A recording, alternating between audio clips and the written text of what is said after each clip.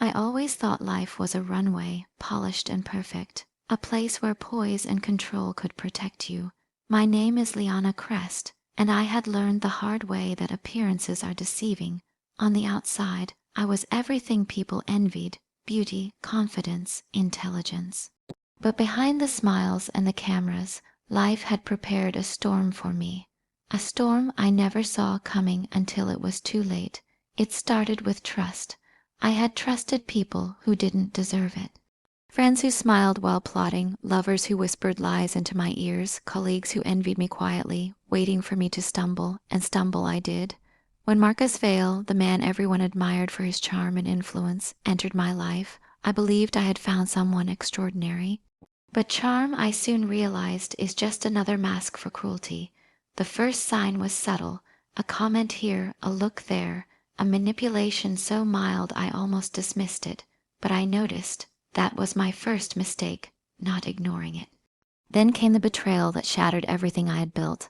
Marcus leaked a private video, twisted words I had confided in him, and destroyed my reputation in the blink of an eye. Overnight, my carefully curated life turned into ruins. I became a spectacle of mockery. My career threatened, my friends distanced, my very sense of identity ripped apart. I remember that night vividly. I sat alone in my apartment, watching the city lights flicker through the blinds, feeling the crushing weight of helplessness. Every plan, every achievement, every moment of pride felt meaningless. Tears streamed down my face, but anger began to simmer underneath. Not the wild, uncontrolled anger of someone who lashes out. No, this was a cold, calculating fire that promised retribution. I would not be a victim forever. I would rise, and I would make Marcus Vale regret the day he ever underestimated me. The first step was survival. I erased digital footprints, changed routines, created alibis for my absence from social circles. I needed to disappear before I could strike. But while the world thought Liana Crest was vulnerable, weak, broken, I was learning, observing, strategizing. Every lie Marcus had told, every weakness he had exposed, every person who had betrayed me, I cataloged them all in meticulous detail. Revenge is not impulsive, it is patient, and I had the patience of a predator. Weeks turned into months. I moved silently through the city, attending events with a calm exterior, but inside, my mind was alive with calculation. I studied Marcus, noting every pattern, every habit, every relationship he thought secure. Friends he believed loyal were the first targets. I planted doubt subtles, small truths disguised as coincidences, whispers of his hidden manipulations. Slowly, cracks formed in his network, and he remained oblivious. He didn't see the storm building because he had never known someone capable of such quiet patience. Then came the first public strike. A leaked email to his colleagues revealing minor acts of deceit, enough to create tension, enough to make him uneasy. I watched from afar as he fumbled, trying to control the narrative, trying to charm, trying to manipulate. The cracks widened. Every interaction became a trap, every ally a potential weapon. I was no longer the girl who cried alone in her apartment. I had transformed into someone precise, fearless, and untraceable, a shadow in Marcus's world. But revenge is not just exposure. It is psychological. I began to play on his insecurities. He was arrogant, but that arrogance was fragile, like glass. I made him see threats where none existed, rumors where there were none, hesitation in allies who had never wavered before. His confidence faltered. He began questioning decisions, doubting friendships, and guessing his own judgment, and I watched patient, letting the poison of paranoia seep into him quietly, thoroughly. I also had to prepare myself for the confrontation that would ultimately deliver the final blow. Marcus thought I was gone, silent, broken. He had no idea I had been learning his weaknesses for months, that I had been building a plan with the precision of a surgeon. Every encounter, every word I uttered, every meeting I orchestrated was a step toward the inevitable. By the time I approached him, he would be a man stripped of confidence, of allies, of control, and he would never understand how it happened until it was too late? Evenings became my testing ground. I mingled at parties, networking events, fashion shows. I laughed, I smiled, I charmed, but every action was deliberate, every word carefully measured. I allowed Marcus to underestimate me repeatedly, feeding his arrogance, letting him believe he had won. The girl he broke was gone. In her place stood Liana Crest, a force forged in betrayal, tempered in patience and sharpened by silent fury. The final phase of this first part was subtle yet devastating. I arranged a meeting with Marcus under the guise of reconciliation. The man who had humiliated me believed he could charm his way back into my life, that he could manipulate me once more. But the stage was set. Every ally I had subtly influenced, every manipulation I had executed, would converge. The storm was gathering, and the moment Marcus realized what was coming, he would be trapped. I stood outside the venue, the night air cool against my skin, and smiled, not for victory yet, but because the foundation of my revenge had been laid. The pieces were in place, and the next move would be his undoing. I had survived humiliation, betrayal, and the solitude of despair. I had transformed my pain into power, my fear into strategy, and my brokenness into weaponry. Liana Crest no longer belonged to the world she once navigated so carefully. I was no longer just a model, a student, a girl in a glamorous mask. I was a storm, and Marcus Vale was about to feel the first gust. The weeks following my first subtle strikes against Marcus Vale were the most exhilarating, terrifying, and intoxicating moments of my life. I had become a ghost in his world, invisible yet omnipresent, observing the movements of the man who had once believed he could destroy me without consequence. Every morning I woke with a fierce clarity. The girl who had trembled in despair was gone. In her place stood Liana Crest, sharp, patient, and unrelenting. Revenge was no longer a plan. It had become my existence, every thought, every breath a step closer to the final act. I began with his network, the people he thought were untouchable pillars of loyalty. Loyalty, I realized, is fragile when suspicion whispers into the right ears.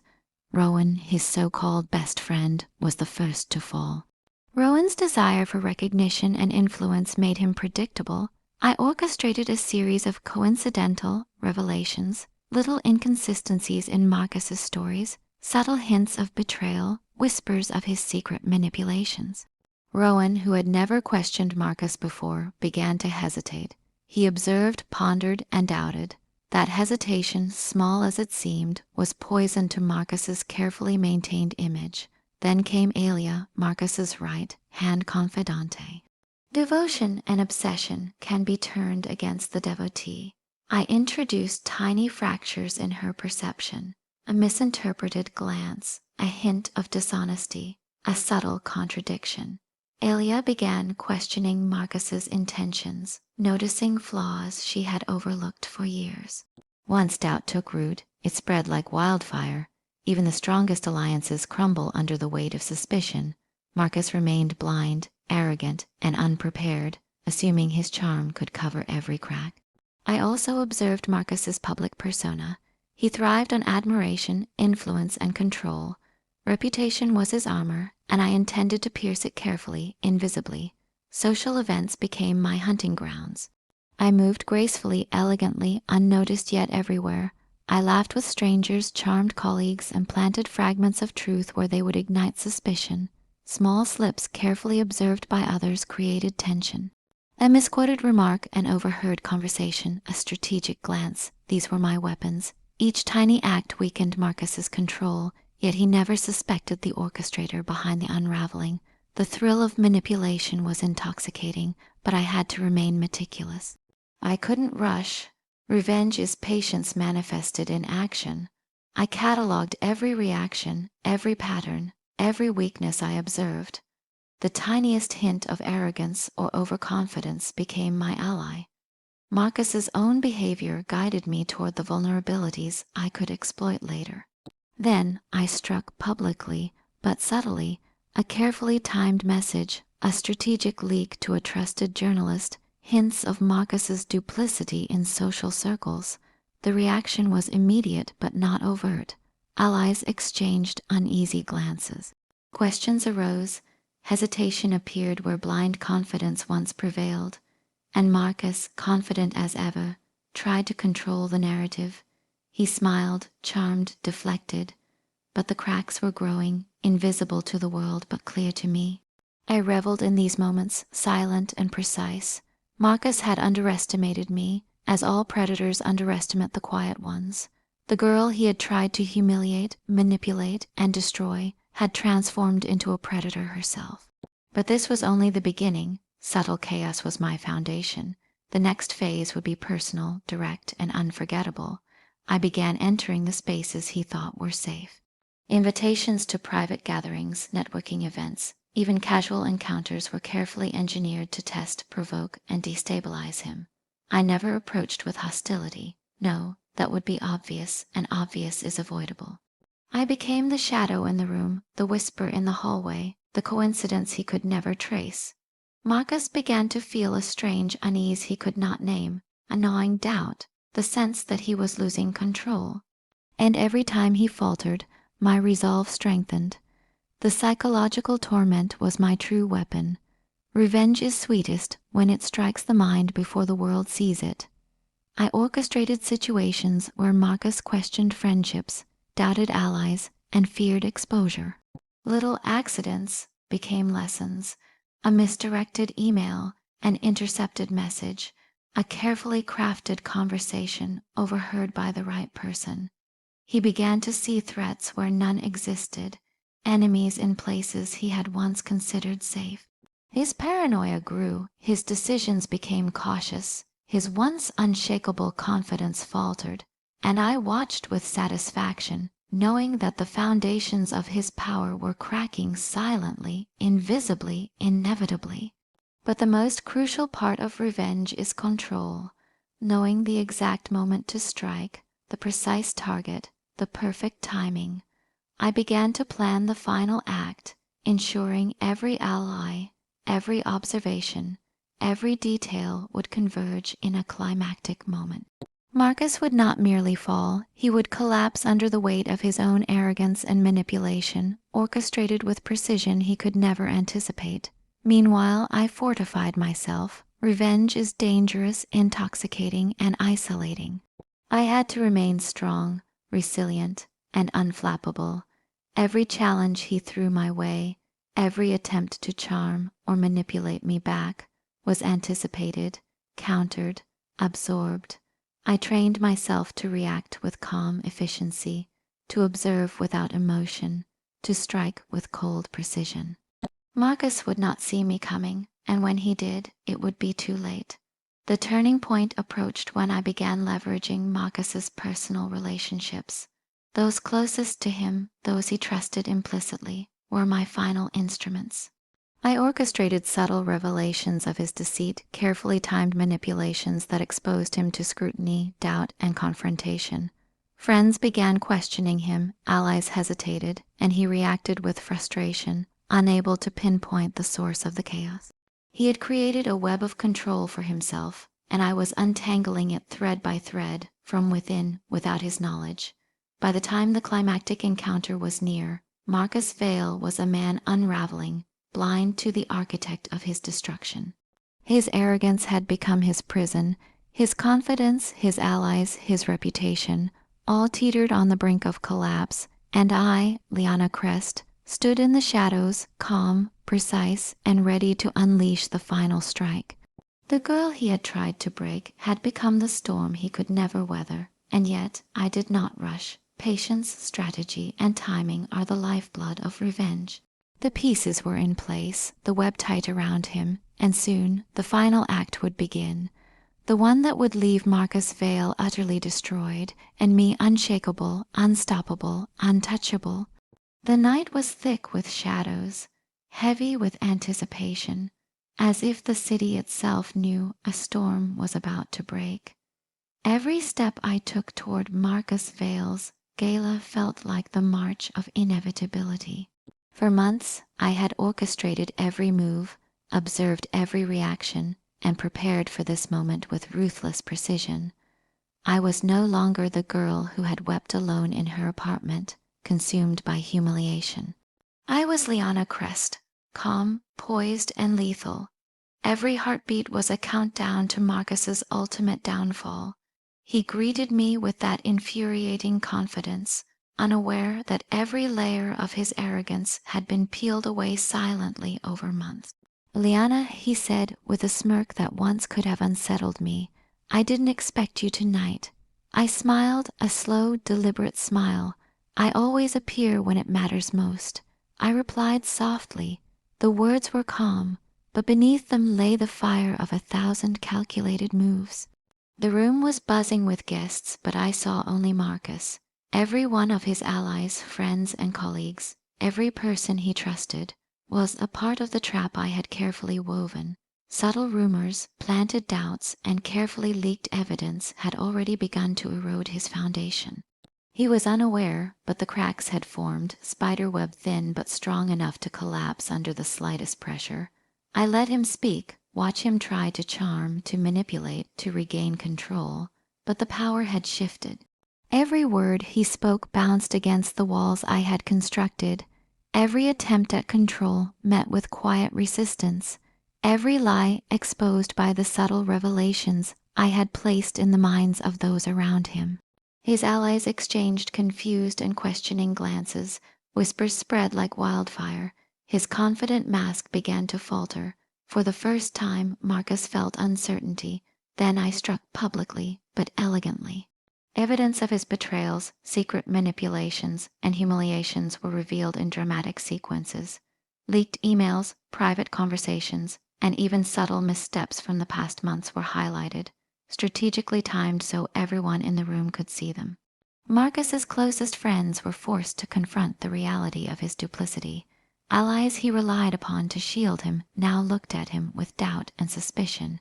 He tried to respond, to deny, to charm, but it was useless. His control had evaporated. The psychological toll was immediate. Marcus's breathing grew shallow. His confident posture stiffened. His eyes darted from ally to ally, searching for reassurance that wasn't there. Panic began to creep into his movements, fear creeping beneath the surface, and I watched, silent, calculating, savoring the precise execution of my strategy. Next, I executed the personal strike, the revelation that would pierce him more deeply than any public humiliation. I had gathered testimonies, evidence, and proof of his private cruelties, manipulation, betrayals, lies that had gone unnoticed by the world. Each revelation hit him like a hammer. Friends he thought loyal confronted him directly. Allies questioned their loyalty. Secrets he had believed buried were now exposed in full clarity. Marcus's arrogance collapsed into rage and desperation. He lunged toward me, but I was ready, calm, collected, poised. Physical strength was unnecessary. The man who once controlled everyone like pawns was powerless against the mind that had outmaneuvered him. His panic made him clumsy, his desperation obvious. Every calculated move I had made over months converged into this single, unstoppable moment. I gave him time to understand, to feel, to realize that his empire was crumbling. His reputation lay in ruins. His closest friends had turned against him, and every carefully guarded secret was now public knowledge. Marcus's downfall was complete, orchestrated with the precision of a surgeon, and yet revenge is more than destruction. It is transformation. I had walked through fire, endured betrayal, survived humiliation, and emerged unshakable. The girl who had cried alone was gone. Liana Crest had been forged in the flames of pain, sharpened by strategy, and honed to perfection by patience. I allowed Marcus a final moment of clarity, a gaze into the mirror of his own failures. His eyes, once full of arrogance and charm, now reflected terror, disbelief, and the crushing weight of defeat. For a brief moment, he understood the depth of his miscalculation. The quiet girl he humiliated, underestimated, and tried to destroy had become an unstoppable force of vengeance. I stepped back, the room still buzzing with whispers and murmurs. Marcus's collapse was complete, psychological, social, and emotional, yet I did not gloat. Revenge is not about celebration. It is about justice served with precision. Every person in the room had seen the outcome. Every action had consequences, and every lesson had been learned. But the final layer of my strategy remained. I ensured Marcus's influence outside the room would also crumble. Carefully leaked evidence reached media outlets, colleagues, and public figures. The man who had once been untouchable now faced a complete social and professional annihilation. His empire, meticulously built over years, had no foundation to stand upon. As I walked away from the gala, the first light of dawn breaking across the city skyline, I felt a strange peace. Liana Crest had claimed her power, executed her revenge, and emerged stronger than ever. The storm had passed, leaving clarity, strength, and control in its wake. Marcus Vale had been taught a lesson he would never forget, but more importantly, I had reclaimed my own life, identity, and dignity. The girl who was broken, humiliated, and betrayed was no more. In her place stood Liana Crest, the embodiment of patience, strategy, resilience, and power. She had walked through shadows, embraced her pain, and emerged unshakable. Marcus had been destroyed, but I had been reborn. And as the city woke unaware of the storm that had just passed, I understood the ultimate truth. Power is not given. It is forged. It is earned. And it is wielded by those who refuse to be broken.